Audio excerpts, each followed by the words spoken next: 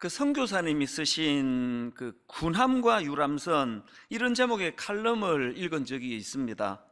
그 내용을 보니까 이제 저자가 대학 시절에 그 자매 결혼 행사를 위해서 강원함이라고 하는 구축함을 타보았던 경험을 바탕으로 쓴 글이었는데요. 이제 학교를 대표하는 교수님 몇 분과 또 학생들이 너무너무 흥분되고 들뜨고, 그래서 이제 마치 이 구축함으로 들어가서는 그 유람선을 탄 것처럼 그런 축제 분위기였다고, 그런 내용을 이제 피력하는 글이 있었습니다. 앞부분을 제가 좀 읽어드리겠습니다. 칼같이 달인 군복, 파리가 앉으면 낙상의 우려가 있는 구두, 사람 키보다 높은 케이크, 반들거리는 갑판, 해군 수병들은 우중충한 군함을 제법 그럴듯한 유람선으로 꾸며놓았습니다. 어떤 분위기인지 아시겠죠? 막 이제 전투함에 이런 민간인 학생들, 교수님을 초청해가지고 막 유람선처럼 그렇게 들떠있는 분위기로 축제가 진행이 됐는데, 갑자기 그 분위기가 한순간에 바뀌더라는 겁니다. 자, 그 내용도 읽어드리겠습니다. 그러나 행사의 후반부, 장식용 밧줄과 풍선에 가리워져 있던 배는 군함 원래의 모습을 드러내었습니다. 변신에는 불과 1분도 걸리지 않았는데 그것은 대령 함장님의 짧은 한마디로부터 시작되었습니다. 총원 전투 배치! 이 명령을 받은 부관은 비상사일행과 함께 함대에 전파했고, 군함의 장사병들은 전투 배치를 복창하며 전투 시 위치할 자기 자리를 향해 이리저리 손살같이 달려갔습니다. 일순 활시위처럼 팽팽한 긴장이 구축함을 감쌌습니다. 유람선은 단 몇 초 사이에 적과 싸울 수 있는 넘넘하고 자랑스러운 군함으로 변해 있었습니다.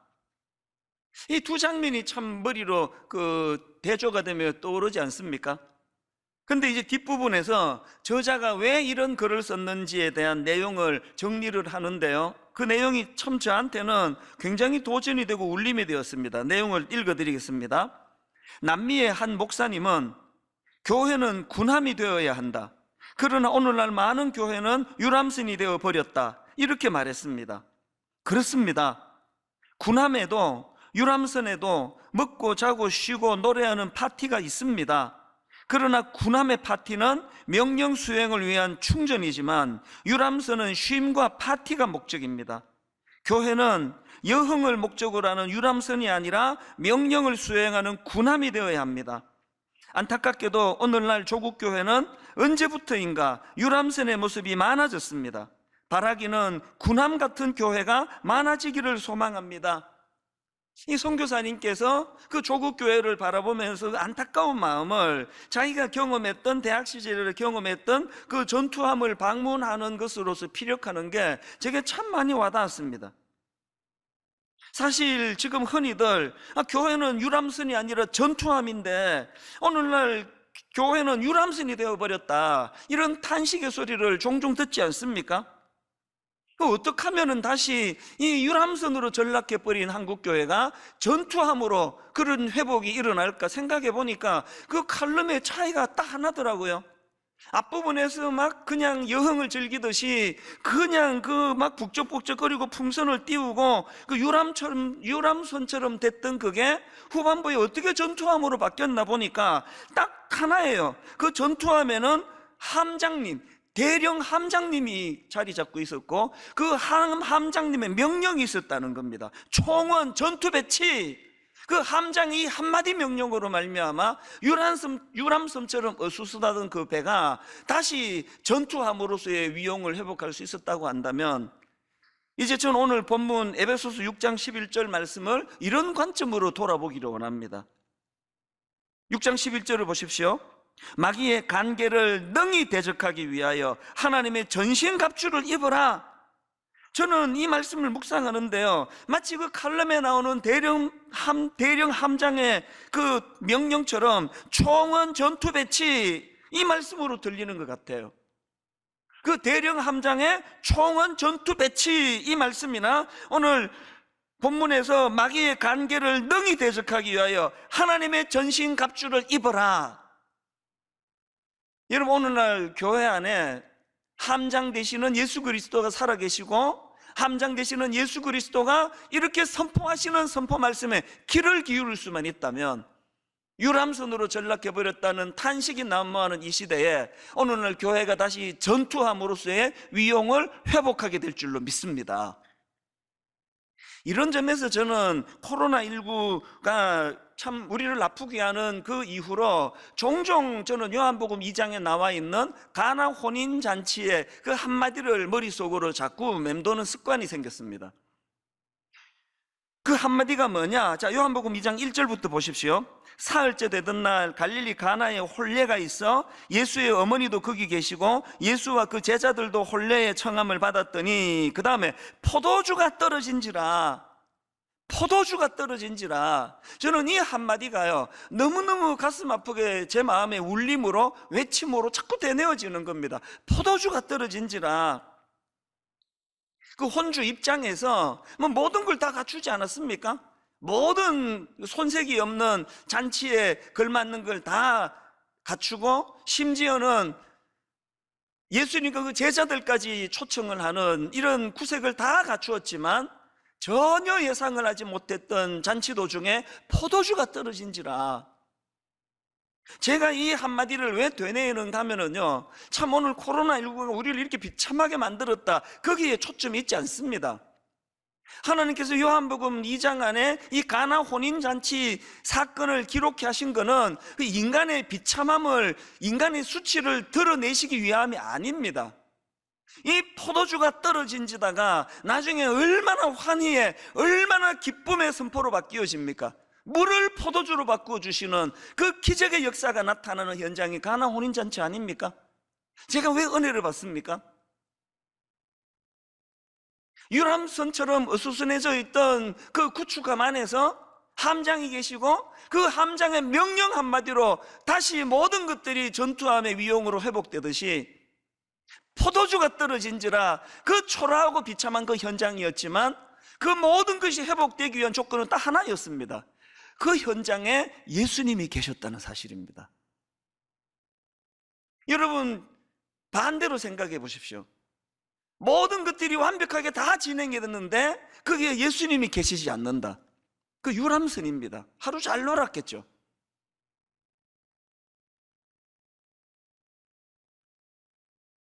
이런 점에서 저는 오늘날 이 포도주가 떨어져 버린 그 가나 혼인 잔치집 같은 오늘 이 가슴 아픈 한국교회 현실 앞에서 우리 모두가 다 이제 교회는 유람선이 아닙니다. 이제 교회는 전투선입니다. 이렇게 다시 은혜를 회복하기 위해서 우리가 갖추어야 될 조건이 딱 하나입니다. 함장이 계시는 거예요. 함장 되시는 예수님이 오늘도 말씀하고 계시는 겁니다. 함장 되시는 예수 그리스도께서 이제 전신갑주를 갖추어 입어라라고 명령하실 때 그 말씀이 들려지면 교회는 다시 전투함이 되는 줄로 믿습니다. 이런 내용을 담은 말씀이 오늘 본문 에베소서 6장 10절 11절인데요 끝으로 너희가 주 안에서와 그 힘의 능력으로 강건하여지고 마귀의 간계를 능히 대적하기 위하여 하나님의 전신갑주를 입어라. 그래서 이제 내일부터 시작되는 특별 새벽 부흥의 주제를 하나님의 전신갑주를 입어라 이렇게 정한 것은 참 잘된 결정이라 생각합니다. 이제 함장 되시는 예수님을 의식하고 함장 되시는 그 예수님이 선포하시는 이 말씀을 한 주 동안 묵상을 하면서 우리 개인과 또 우리 모든 교회들이 이제 참 초라하기 짝이 없는 여흥이나 즐기고 앉았다고 비난을 받는 교회가 이제는 제 역할을 잘 못한다고 하는 이런 초라한 유람선이 되어버렸다는 그런 비난에서 벗어나 이제 제 기능을 바라는 전투선이 되는, 전투선으로 위용을 드러내는 이런 회복이 일어나게 될 줄로 믿습니다. 그래서 제가 이 에베소서 6장 10절부터의 말씀을 쭉 묵상을 하고 본문은 프린트에서 읽고 또 자료들을 보고 하다 보니까 이게 하나님의 전신갑주를 입어라, 그 입는 거 아닙니까? 그 입어라라는 여기에 착상을 해서 구약의 인물들을 쭉 정리를 해보니까요 딱 떠오르는 인물이 그 몇 명이 나오는 겁니다. 그 입어라, 입는다 이거와 관련해가지고 딱 떠올랐던 인물이 첫 번째 인물이 나만 장군입니다. 자, 열왕기하 5장 1절입니다. 아람 왕의 군대 장관 나아만은 그의 주인 앞에서 크고 존귀한 자니 이는 여호와께서 전에 그에게 아람을 구원하게 하셨습니다. 그는 큰 용사이나 나병 환자더라. 여러분, 이 말씀에서의 대반전이 이겁니다. 그는 큰 용사이나, 그는 그의 주인 앞에서 크고 존귀한 자라고 평가를 받으나 모든 사람이 그를 대단한 사람으로 그렇게 칭송하면서 띄우나 나병 환자더라예요. 저는 이 말씀 속에서 나아만 장군의 고뇌를 엿볼 수 있다고 생각하는데요, 누가 자기를 크고 존귀한 자라고 세우든지, 누가 자기를 큰 용사라고 떠받들든지 그런 거와 상관없이 누가 아무리 자기를 짙게 세워도 본인은 이 나병 환자라는 고뇌에서 벗어날 수 없는 그 마음의 아픔을 가졌다고 생각을 합니다. 이런 관점에서 보면요, 나아만 장군의 그 화려한 갑옷은 자기의 부끄러움과 수치를 감추는 도구로 전락될 수 있다는 거 아닙니까? 오늘 현대인들의 모습 아닙니까?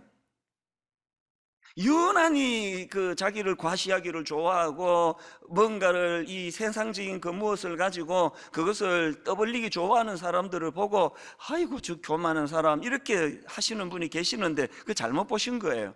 유난히 자기를 과시하기 좋아하고 하는 그런 분들은 그만큼 내면이 허하다는 소리예요.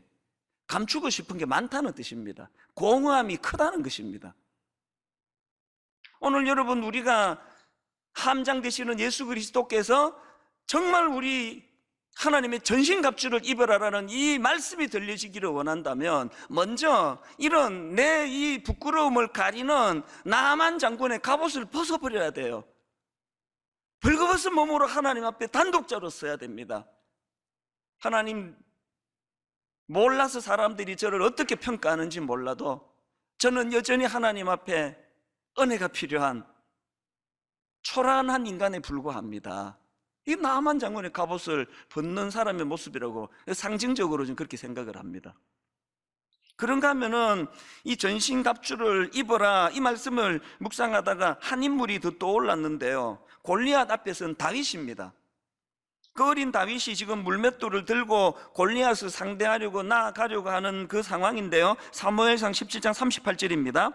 이에 사울이 자기 군복을 다윗에게 입히고 놋투구를 그의 머리에 씌우고 또 그에게 갑옷을 입히매. 이게 왜 문제가 되느냐? 39절입니다. 다윗이 칼을 군복 위에 차고도 익숙하지 못하므로 시험적으로 걸어보다가 사울에게 말하되 익숙하지 못하니 이것을 입고 가지 못하겠나이다 하고 곧 벗고 그 화려한 사울왕의 갑옷을 벗어버렸어요. 그리고는 이제 40절에서 손에 막대기를 가지고 시내에서 매끄러운 돌 5을 골라서 자기 목자의 제구 곧 주머니에 넣고 손에 물매를 가지고 블레셋 사람에게로 나아가니라. 여러분, 그 겉만 번드르하게 꾸미는 걸 허례허식이라 그러지 않습니까? 오늘 저를 포함해 수많은 현대인들이 다윗 왕의 갑옷으로 치장하기를 좋아합니다. 큰 교회 목사래. 그 굉장히 듣기 좋은 이야기 아닙니까? 유명하대. 그 목사 설교 많이 듣는데, 때때로 저는 제게 씌워져 있는 그 모든 것들이 다 사실은 이게 함정일 수 있다. 이게 다윗의 옷에 씌워진 사울왕의 갑옷일 수 있다. 이걸 벗어 던져야 된다. 이걸 벗어 던지지 않고는 하나님의 전신갑주로 덧입기가 어렵다. 그런 자각을 할 때가 종종 있는 것을 고백할 수밖에 없습니다. 여러분, 이렇게 나아만 장군의 자기 치부를 가리는 차원에서의 갑옷을 벗어 던지고 그런가 하면은 그 어린 다윗에게 더 씌워진 이 화려한 사울 왕의 갑옷을 다 벗어 던지는 것으로부터 은혜가 시작이 된다고 한다면, 그런 면에서 저는 사사기 6장에 나오는 기드온의 갑옷, 굉장한 의미를 가지고 있다고 생각을 합니다. 이게 무슨 말씀인가 하면은, 여러분 그 사사기 6장에 나오는 기드온 아시잖아요? 원래 겁이 많고 참 소심하고 심약했던 사람입니다. 사사기 6장 11절입니다. 마침 요아스의 아들 기드온이 미디안 사람에게 알리지 아니하려 하여 밀을 포도주 틀에서 타작하더니, 그 자료를 보면은요, 뭐 요즘도 그렇겠죠. 이 밀타작이라는 거는 원래 넓은 마당에서 타작용 마차를 끌고 가거나 황소를 이용해 가지고 그렇게 그 밀타작을 한다고 하는데, 아니 왜 기드온은 지금 그 밀타작을 이렇게 좁은 포도주 밭에서 포도주 틀에서 하고 있는가? 이 질문에 대해서는요, 이 11절을 세 번역 읽으면 금방 답이 나옵니다. 자, 11절 세 번역입니다. 그때에 요아스의 아들 기드온은 미디안 사람들에게 들키지 않으려고, 미디안 사람들에게 들키지 않으려고 포도주 틀에서 몰래 밀 이삭을 타작하고 있었다. 이게 어떤 상황인지 아시겠죠? 이렇게 겁이 많고 소심하고 나약한 사람이 기드온인데, 아니 어떻게 이런 나약한 기드온이 그 미디안 사람들에게 들킬까 두려워가지고 몰래 밀 이삭을 타작하던 이런 소심한 사람이 나중에 그냥 그 미디안과의 전쟁을 진두지휘하고 그 전쟁에서 대성을 거둔 업적을 남기고 이런 용사가 될 수 있었을까? 이 놀라운 변신의 근본적인 원인이 뭘까? 근원이 뭘까? 바로 이 질문에 대한 답이 사사기 6장 34절에 나와 있습니다. 여호와의 영이 기드온에게 임하시니 기드온이 나팔을 불매 아비에셀이 그의 뒤를 따라 부름을 받으니라. 여러분, 여기 나오는 여호와의 영이 기드온에게 임하시니 할 때 임하시다라는 이 단어는 히브리어로 라브사라는 단어인데요, 이 단어의 기본 의미가 옷을 입다, 옷을 입히다예요. 그래서 구약학자 김지창 교수님의 책에 보면은 이 부분을 여호와의 영이 기드온을 옷 입히셨다, 이렇게 번역할 수 있다고 그 책에서 설명하는 걸 제가 보았습니다. 그러니까 여러분, 그 심약했던 기드온이 어떻게 그런 용감한 장수가 될 수 있었나 보니까 성령께서 그 연약한 기드온에게 영적 장수로서의 제복을 입혀주셨다는 거예요. 이게 오늘 에베소서 6장 10절 11절 말씀으로 빗대어 우리가 이거를 묵상해 보면은 하나님의 전신갑주를 덧입게 됐다는 그런 이야기 아닙니까? 저는 저와 여러분 모두가 이번에 정말 하나님의 전신갑주를 덧입기 위하여 하나님, 나만의 갑옷을 벗기를 원합니다, 사울의 갑옷을 정말 벗기를 원합니다, 이런 맥락으로 보면은요, 저는 지금 몇 주째 시리즈로 이 코로나19가 우리에게 주는 의미, 메시지가 뭘까? 그래서 이제 하나님께서 우리 민낯을 다 드러나게 하신 사건이다. 뭐 순장 10년 차, 뭐 장로 10년 차, 뭐 이런 것들이 참 이 코로나19 앞에서 얼마나 무기력한가라는 걸 다 드러내신 사건이다. 뭐 순장 10년 차가 뭐 그게 뭐 민낯이 드러나는 게 뭐가 부끄럽습니까? 목회 30년 차인 제 민낯이 다 드러나고 있는데요.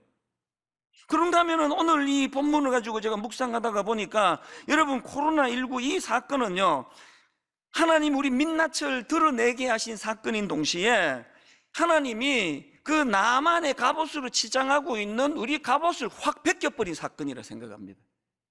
한국 교회가 그냥 교회도 크고 사람도 많이 모이고 그냥 그럴듯하다고 그렇게 살아가던 저희들에게 영적인 실력이 밑바닥이 다 드러나게 만드신 사건이라고 저는 생각을 하는데요, 이게 왜 우리에게 위로가 되고 희망이 되는지 아십니까? 하나님이 이렇게 우리가 의지하던 나만의 갑옷을, 사울 왕의 그 화려한 갑옷을 확 벗겨버리시는 거는 그 우리를 그냥 수치로 몰고 가시기 위한 게 아니고요, 그렇게 하시기 위해서 그렇게 하시는 하나님의 의도 속에는 기드온의 갑옷을 입혀주시기 원함입니다.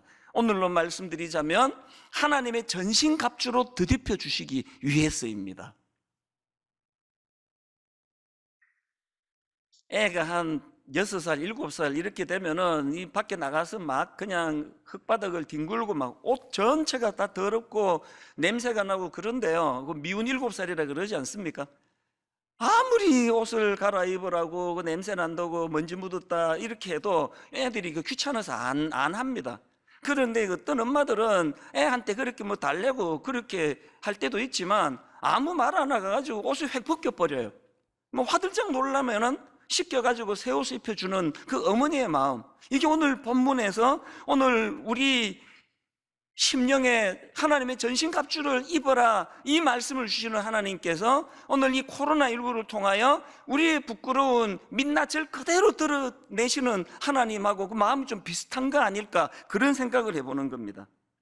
그래서 이제 내일부터 이제 에베소서 6장 10절부터 20절까지의 말씀을 바탕으로 하나님의 전신갑주를 입어라, 이 시리즈 설교를 이제 시작을 하는데요, 제가 이번에 한 가지 좀 제안을 하고 싶습니다. 제안보다는 조금 더 센 표현으로 제가 한 가지 뭐라고 표현할까요? 도전을 드리고 싶습니다. 더 노골적으로 말씀드리면 숙제를 드리고 싶습니다. 이번에 이 하나님의 전신갑주를 가지고 시리즈로 공부할 동안에 여러분 에베소서 6장 10절부터 20절까지를 암송하게 되시기를 바랍니다. 이 암송을 거룩한 숙제로 부담으로 받아서 이제 우리 모두가 다 매일매일 이제 우리 팀에서 만든 하나님의 전신갑주를 입어라, 이 홈페이지 오셔가지고 이거 다운받으셔서 매일매일 묵상의 재료로 삼으시고요. 그런가 하면은 무엇보다도 중요한 거는 본문, 이 에베소서 6장 10절부터 20절을 이제 우리가 암송하면서 은혜를 누리는 한 주간이 되시기를 바랍니다. 다 모여서 예배를 드리면 제가 좀 확인도 하고 아멘도 해보라 그러고 이러겠는데, 이게 가정에서 예배 드리는 게 이게 좀 불편합니다. 자, 오늘 제 귀에는 안 들리겠지만 각 가정에서 예배 드리시는 분들이 하나님 앞에 결단하는 차원에서 제가 숙제를 드리면 아멘으로 화답해 주시기를 바랍니다. 이번 특세 기간 동안에 혹은 나는 잘 암기가 안 됩니다 하는 분들은 한두 주 더 연장을 하더라도 이번 기회에 에베소서 6장 10절부터 20절 말씀을 암송하게 되시기를 바랍니다. 여기저기서 지금 아멘의 소리가 퍼져나가고 있으리라고 믿습니다. 자, 이제 본격적으로 이 하나님의 전신갑주를 입어라라는 이 말씀의 의미를 이제 본격적으로 살펴보기 전에 먼저 이제 간단하게 이 말씀이 가진 전제 세 가지를 제가 좀 설명을 드린 다음에 이제 본론으로 들어갈까 합니다. 전신갑주를 입으라는 이 말씀과 관련한 전제가 세 가지 있는데, 첫 번째 전제가 뭐냐? 지금은 영적으로 전쟁 중이라는 걸 자각하라는 겁니다. 여러분이 우리말로도 전신갑주 이 표현이 이게 군사 용어이지만요, 자료를 보니까 그 당시에 전신갑주라는 거는 전쟁에 나가기 위해 완전 무장한 로마 군인들의 모습을 표현하는 표현이라는 겁니다. 왜 교회가 유람선이 돼버렸습니까? 지금은 전시 중인데, 망가고 있으니까. 그래서 하나님의 전신갑주를 입어라라는 이 명령 속에서 지금은 영적으로 전쟁 중이라는 걸 자각해야 됩니다. 아니요, 지금뿐만이 아니고 예수 믿은 이후에 내내 우리의 삶은 영적 전쟁입니다. 예수님 믿기 전에는 무슨 전쟁이 필요합니까? 세상이 흘러가는데도 따라만 가면 됐는데, 그런데 주님의 십자가를 통하여 이제 성령님이 내 안에 좌정하고 계시면서부터 매일의 삶이 갈등이에요. 매일의 삶이 이 악한 세상의 가치관과의 이 자녀 교육이 왜 이렇게 어렵습니까? 아직 어린아이들은 세상 가치관의 영향을 더 많이 받다가 보니까 그 싸움이 힘이 들어도 보통 힘든 게 아니지만 포기하지 않고 그렇게 싸워 나가는 거 아닙니까? 그런가 하면은 전신갑주를 입으라는 말씀의 두 번째 전제가 뭐냐 하니까 승리하기 위해서 강한 군사가 되라는 것입니다. 12절을 보십시오. 우리의 실험은 혈과 육을 상대로 하는 것이 아니요, 이런 표현이 나오는데요, 우리말 성경에는 이 실험으로 표현을 했는데, 제가 그 NIV 성경을 찾아보니까 여기에 나오는 이 실험 대신에 스트러글이라는 그 단어를 썼더라고요. 우리가 잘 알듯이 투쟁하다 이런 뜻을 가진 단어인데요, 제가 좀 더 깊이 보려고 국어 사전, 영어 사전을 제가 찾아봤더니요, 이 표현 하나하나가 꼭 무슨 우리 인생의 그 점층법처럼 그렇게 설명을 달고 있더라고요. 이 스트러글이라는 단어의 그 사전적인 설명이 이렇게 돼 있었습니다. 투쟁하다, 몸부림치다, 허우적거리다, 버둥거리다, 힘겹게 나아가다. 이게 꼭 그 점층적으로 우리 삶을 보여주는 것 같아요. 여러분, 우리 삶 자체가 투쟁하는 삶 그 자체 아닙니까? 우리 삶 자체가 투쟁일 뿐만 아니라 그 투쟁하는 과정에서 몸부림치고 허우적거리고 바둥거리면서 그렇게 힘겹게 나아가는 삶이 우리 삶 아닙니까? 왜 우리가 강해져야 된다고요?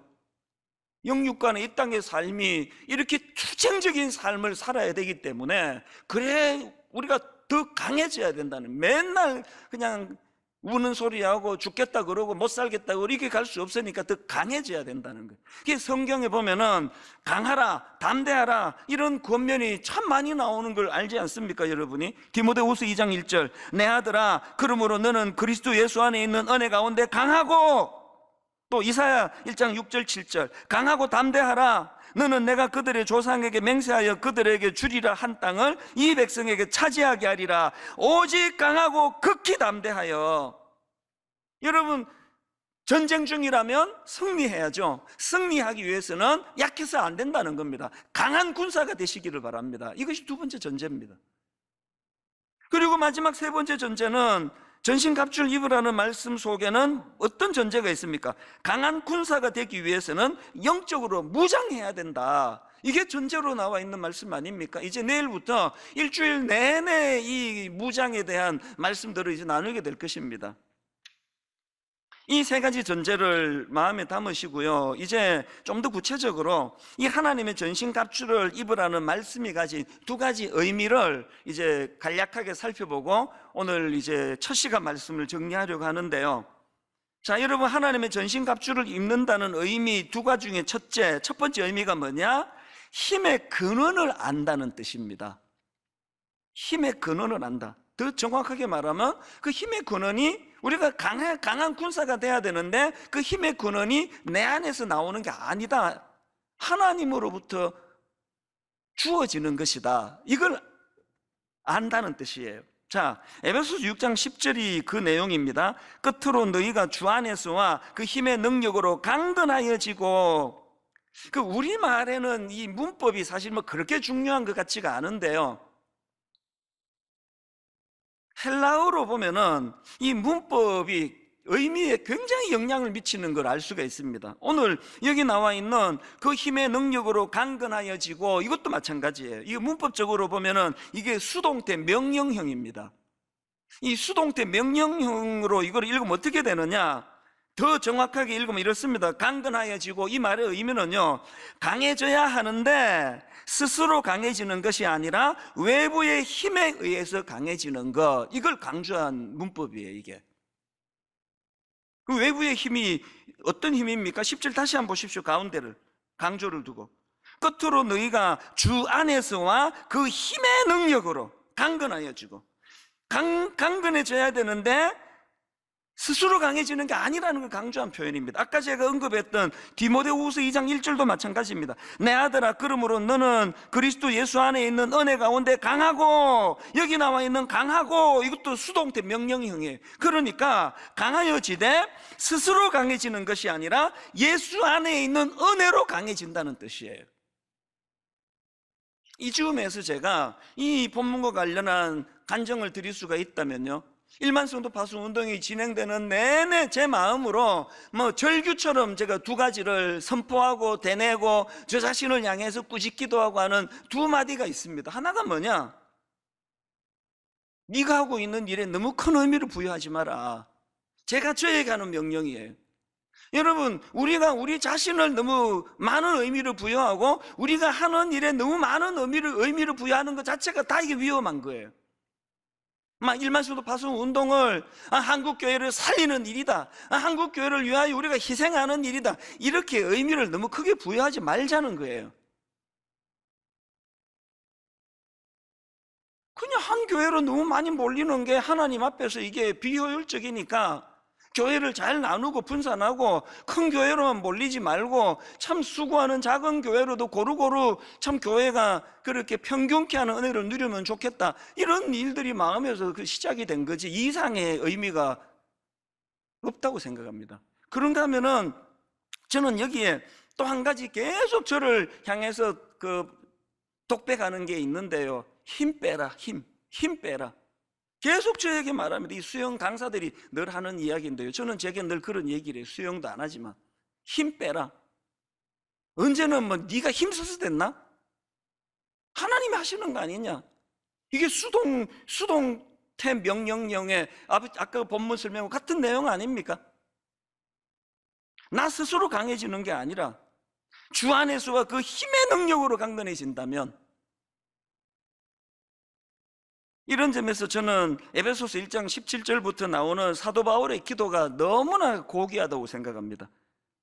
우리 주 예수 그리스도의 하나님 영광의 아버지께서 지혜와 계시의 영을 너희에게 주사, 그 다음 보세요, 하나님을 알게 하시고, 그 다음에 18절, 너희 마음의 눈을 밝히사, 너희 마음의 눈을 밝히사 그의 부르심의 소망이 무엇이며 성도 안에서 그 기업의 영광의 풍성함이 무엇이며, 그 다음 19절, 그의 힘의 위력으로 역사하심을 따라 믿는 우리에게 베푸신 능력의 지극히 크심이 어떠한 것을 너희로 알게 하시기를 구하노라. 사도 바울이 기도하고 있는 이 모든 기도는 하나예요. 수동태. 내가 뭘 하고 내가 힘을 바라는 것이 아니라 하나님을 알게 하시고 너희 마음의 눈을 밝히사 그 하나님의 힘의 위력이 얼마나 대단한 능력과 역사를 가져다 주는가를 인식하라는 그 내용 아닙니까? 여러분, 우리 모두가 다 하나님의 전신갑주를 입는다 할 때 이 첫 번째 의미, 힘의 근원을 알아야 한다. 그 힘은 나로부터 나오는 것이 아니다라는 걸 철저하게 인식하게 되시기를 바랍니다. 그런가 하면 두 번째로 하나님의 전신갑주를 입는다는 말씀의 의미가 뭐냐? 싸워야 할 대상을 정확하게 안다는 그런 의미를 내포하고 있습니다. 11절에서 하나님이 왜 전신갑주를 입어야 한다고 말씀하시는지 그대로 설명해 놓고 있는 걸 저는 보거든요. 11절을 보십시오. 마귀의 간계를 능히 대적하기 위하여, 마귀의 간계를 능히 대적하기 위하여 하나님의 전신갑주를 입어라. 여기에 전신갑주를 입어야 할 목적이 나와 있지 않습니까? 12절도 마찬가지예요. 우리의 씨름은 혈과 육을 상대하는 것이 아니요 통치자들과 권세들과 이 어둠의 세상 주관자들과 하늘에 있는 악의 영들을 상대함이라. 그때 한마디를 하고 싶으신 거예요. 이거는 혈과 육을 상대하는 거, 사람을 상대하는 게 아니고 악한 영들을 상대하는 거라는 걸 강조하는 거거든요. 그러면 그때 한마디만 하면 되는데 사도 바울은 왜 이 12절 앞에다가 우리의 씨름은 혈과 육을 상대하는 것이 아니요라는 걸 거기다가 왜 토를 왜 달아놨을까요? 이 질문은요, 11절에 나오는 마귀의 간계를 이해하면은 사도 바울의 심정을 너무 잘 이해할 수 있습니다. 11절에 나와 있는 마귀의 간계할 때 이 간계는 헬라어로 메토데이아라는 단어인데요, 뜻이 이렇습니다. 속이려는 의도로 꾸미는 교활한 음모. 다시요, 마귀의 간계가 뭐라고요? 속이려는 의도로 꾸미는 교활한 음모. 사도 바울이 왜 지금 악한 영들을 상대함이라는 말씀 앞에 혈과 육, 그 사람을 상대하는 게 아니라고 명시했냐면은 이 사단의 주 전략이 속이는 건데 이게 사람 간의 싸움이라는 것으로 몰고 가려는 악한 관계가 있기 때문이라는 겁니다. 사무엘상 17장에 보면은요, 이제 어린 다윗이 골리앗을 향하여 정말 도전하며 멋지게 달려가는 그 과정에서 자기 형, 그 친형입니다, 자기 형이 있을 수 없는 상처를 다윗에게 줍니다. 그게 사무엘상 17장 28절입니다. 큰형 엘리압이 다윗이 사람들에게 하는 말을 들은지라 그가 다윗에게 노를 바라여 이르되 네가 어찌하여 이리로 내려왔느냐? 들에 있는 양들을 누구에게 맡겼느냐? 나는 너의 교만과 너의 마음의 완악함을 아노니 너가 전쟁을 구경하러 왔노라. 아니, 세상에 이런 모독이 어디 있습니까? 알지도 못하면서, 그것도 그냥 사람들 다 있는 데서. 이 다윗이 받았을 그 상처는 뭐 얼마든지 상상할 수 있지 않습니까? 그런데 여러분, 이런 형 엘리압에 대하여 다윗이 보이는 반응이 진짜 존경스럽습니다. 29절 30절입니다. 다윗이 이르되 내가 무엇을 하였나이까? 어찌 이유가 없으리까? 하고 그 다음에 돌아서서 다른 사람을 향하여 전과 같이 말하며 백성이 전과 같이 대답하더라. 29절에 보면은 다윗이 상처받지 않은 게 아닙니다. 내가 뭘 하였습니까? 어찌 이유가 없으리까? 그 모독적인 말에 다윗이 지금 상처받고 있다는 거예요. 그런 상황에서 다윗의 위대함이 뭐라 그랬습니까? 아무리 우리 형이 내게 아픔을 주고 아무리 우리 형이 나를 모독해서 내가 다시는 우리 형 같은 사람 상종하지 말아야 되겠다 본능이 꿈틀거린다 할지라도 다윗이 확실히 아는 게 뭐예요? 그럼에도 불구하고 이 형은 나의 적이 아니다. 나의 적은 골리앗이다. 그래서 돌아서는 거예요.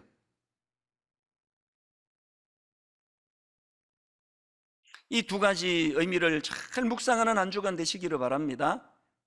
사실 저는 이번 전신갑주 시리즈 설교를 준비하면서 뭐 책도 많이 구입을 하고 또 자료도 많이 보고 뭐 인터넷도 뒤지고 그랬지만, 예전에 제가 했던 전신갑주 시리즈를 참고를 많이 했습니다. 그래서 이제 거기서 필요한 것들도 많이 이제 이번에 재인용을 아마 하게 될 텐데요. 제가 이제 이 설교를 준비하다가 예전에 했던 설교 한 대목에서 마음이 이렇게 그 표현이 어려운 벅찬 감격으로 빠졌던 적이 있습니다. 그게 뭐냐 하니까요, 그 설교 가운데 이제 아마 그때가 1만 수도 파수 운동을 이제 선포한 그 즈음 같아요. 참 아무것도 준비가 안 된 제가 그냥 덜컥 약속을 해드리고 마음이 많이 두려웠나 봅니다. 저희 교회는 뭐 순장님들하고 저하고 동역자 아닙니까? 그렇게 이제 순장님들에게 이런 마음을 뭐 피력을 했는지 기도 부탁을 했는지, 그렇게 너무 마음이 힘들고 먹먹할 때 제 원고에 보니까 이런 내용이 있더라고요. 1만 수도 파송 운동을 선포한 이후에 분당 우리 교회 장례를 생각하며 눈물 짓고 있던 어느 날, 어느 순장님이 제게 위로의 메시지를 보내주셨습니다. 원고에 이런 내용이 있더라고요. 그 불안해하는 담임 목사님에게 그 어떤 순장님이 메일로 찬양을 안에 보내주신 거예요. 445장 2절입니다. 찬송가. 캄캄한 밤에 다닐지라도 주께서 나의 길 되시고 나에게 밝은 빛이 되시니 길 잃어버릴 염려 없네. 제가 옛날 설교 원고를 이렇게 보면서 왜 마음이 울컥울컥 했는지 아십니까? 8년 전에 진짜 갈 바를 알지 못하는 상태에서 약속은 해놓고 선포는 해놓고 이게 어떻게 되느냐, 이게 어떻게 될지 모르겠다 두려워 눈물 짓고 있던 저에게 그 순장님이 던져오신 저 찬양 하나가 저를 안도시켰다면, 이번에 8년이 지난 지금 그때 원고를 다시 보면서 마음이 뭉클 눈물이 쏟아질 수밖에 없었던 것은, 지난 8년 동안에 저 가사가 그대로 구현되는 은혜로 인도해 주셨기 때문이에요. 한치 앞을 알 수 없던 캄캄한 밤에 다닐지라도 주님이 나의 길 되어 주시고 주님이 나에게 밝은 빛이 되어 주셨기 때문에 길 잃어버릴 염려 없네. 너무너무 뜨거운 가슴으로 저는 하나님께 사모합니다. 하나님, 또 다른 8년이 지나간 그 지점에 저뿐만 아니고 분당 우리에게 모든 성도님들이 저 찬양이 이루어졌노라고 눈물로 감사할 수 있는 그 길로 인도하여 주시옵소서.